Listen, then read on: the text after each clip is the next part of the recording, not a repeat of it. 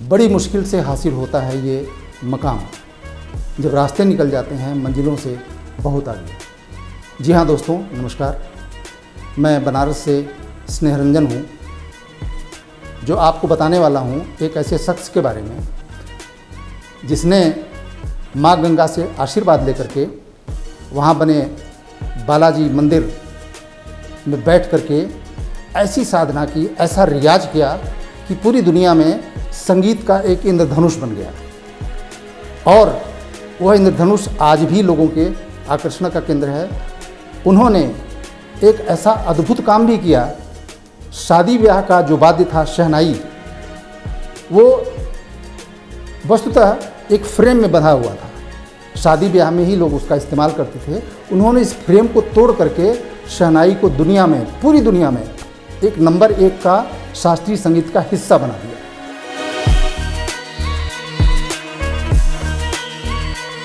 हम आपको ले चलेंगे उनके घर भी, हम आपको ले चलेंगे उन रास्तों पर भी जो उनके घर की तरफ मुड़ते हैं। हम आपको वो दिखाएंगे उनका जो पत्थर शिरापट जो उनके घर की तरफ इशारा करता है कि किस बदहाली में है वो।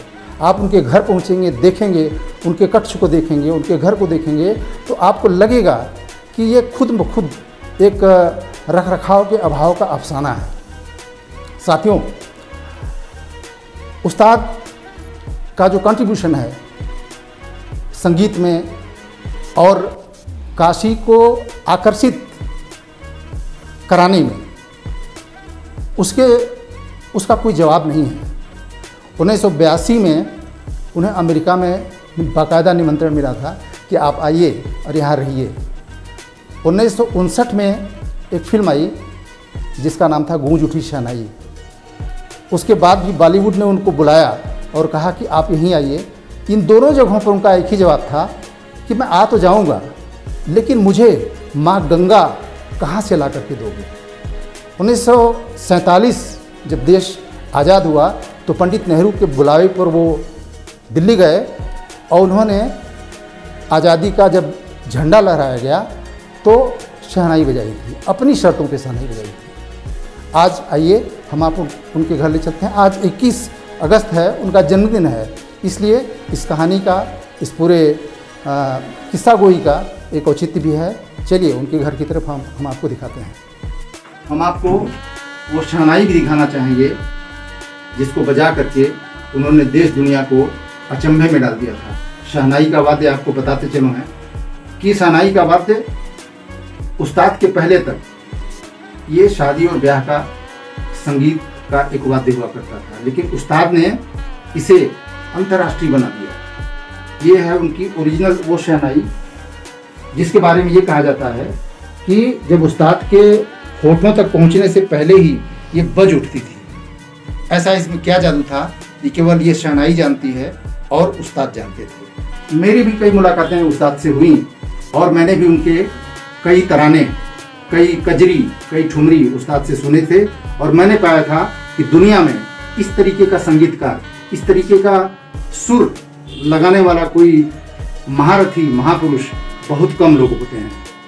मैं इस समय काशी में उस्ताद बिस्मिल्लाह खां भारत रत्न के उस कक्ष में बैठा हूँ जहाँ से उन्होंने रियाज करके, जहाँ से उन्होंने संगीत की साधना करके पूरी दुनिया में शहनाई को चमका दिया और बड़े से बड़े जो संगीतकार हुआ करते रहे उनको यह सोचने पे मजबूर कर दिया कि आखिर उस्ताद के हाथों में, उस्ताद के सुर में ऐसा कौन सा जादू है कि संगीत शहनाई, जो कि उस्ताद के पहले तक उसकी कहीं कोई गिनती नहीं होती थी, आज पूरी दुनिया में वो नंबर 1 पर गिना जाने लगा। हमारे साथ जुड़ गए हैं उस्ताद के पोते नासिर। आप अपना नाम बताइए। सबको नमस्ते, मेरा बड़े छोटे सबको, और मेरा नाम नासिर अब्बास है। मैं भारत रत्न उस्ताद बिस्मिल्लाह खां साहब का ग्रैंडसन हूँ और मेरे दादाजी के दूसरे नंबर के जो बेटे हैं नहीर हुसैन, मैं उनका बेटा हूँ। नसीर साहब, यहाँ आकर के देख करके ऐसा लगता है कि उस्ताद की सुधि लेने वाला कोई नहीं है। आप लोग तो हैं, लेकिन एक भारत रत्न को जितना इम्पोर्टेंस मिलना चाहिए, जितना महत्व मिलना चाहिए, जी वैसा मिलता हुआ नहीं दिखाई देता है। जी। ये हमें बड़े अफसोस के साथ आपसे पूछना पड़ रहा है, इसमें कितनी सच्चाई है? सच्चाई ये है कि दादाजी की जो आप ये उनके कमरे में जो पोजीशन देख रहे हैं वही पोजीशन है, और वैसे मतलब चाहने वाले तो उनके बहुत से आते हैं और चाहने वाले तो उनके दुनिया में हैं भी और आते ही रहते हैं, और लेकिन और किसी की तरफ से जैसे कोई सपोर्ट हो वो सपोर्ट नहीं है। और हम लोग की जो मतलब खुल के बोलने की बात अच्छी है कि मतलब आर्थिक पोजीशन जो है वो ठीक नहीं है घर की, बस कुदरत है, कुदरत कैसे ये चला रहा है कुदरत जाने, बस हम लोग उसी के भरोसे पे चल रहे हैं। उस के बोर्ड लगे हैं, उनके बोर्ड को पर भी पार्सल लगे रहते हैं, दिखाई नहीं पड़ता है, सारी चीज़ें हैं। अब सवाल यह है कि क्या अगर देश में इसी तरीके से जो हमारे उस्ताद जैसे धरोहर हैं, संगीत के जो धरोहर हैं, क्या उनके साथ इस तरीके की अगर बातें होती रहेंगी, बर्ताव होता रहेगा, तो हमारा संगीत कितना आगे जा पाएगा, कितना पनप पाएगा, और मोदी का जो विश्व गुरु होने का सपना है जिसमें संगीत भी एक विधा है, उसका क्या? जो फिल्म आई थी गूंज उठी शहनाई, उसमें एक गीत है कि दिल का खिलौना है टूट गया।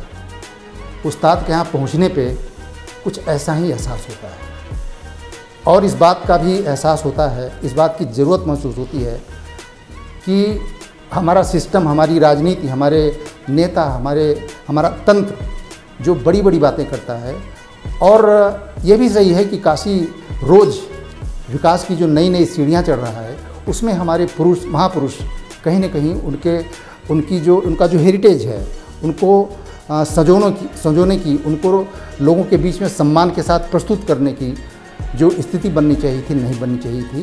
काशी ये मांग करता है, उनके घर के लोग के साथ साथ यहाँ के लोग भी मांग करते हैं कि उस्ताद के लिए कम से कम एक ऐसा संग्रहालय बने, उस्ताद के लिए कम से कम एक ऐसा इंस्टीट्यूट बने जहाँ पर देश विदेश के लोग आएँ, देखें और सीखें। मैं स्नेह रंजन, काशी से।